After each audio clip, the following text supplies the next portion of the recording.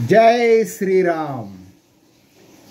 नमस्कार मित्रांनो, 20 जून अतिशय महत्त्वाचा दिवस आहे आणि कृती करण्याचा दिवस आहे। मी स्वतःही त्या दिवशी एक कृती करणार आहे।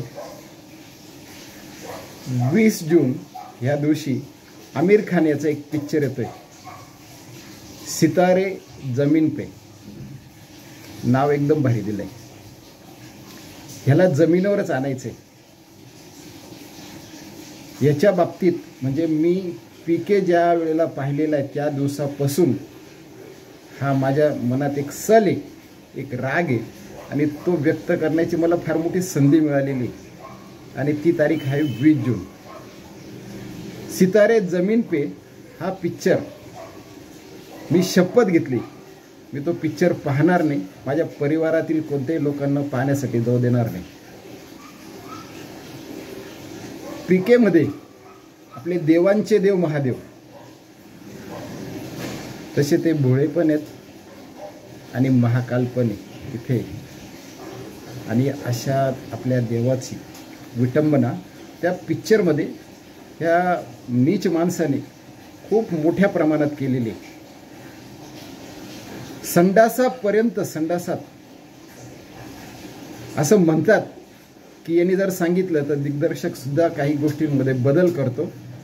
तर जर याला खरोखर आपल्या धर्माची काहीतरी थोडी का होईना प्रेम असतं, त्यांनी हे शूटिंग करून असं दिलं, त्याच्याऐवजी दुसरा सीन टाकायला लावला असतं। पण याने अजिबात तसं केलं नाही आणि म्हणूनच मी तरी शपथ घेतली की अशा व्यक्तीचा, अशा नीच माणसाचा चित्रपट मी पाहणार नाही।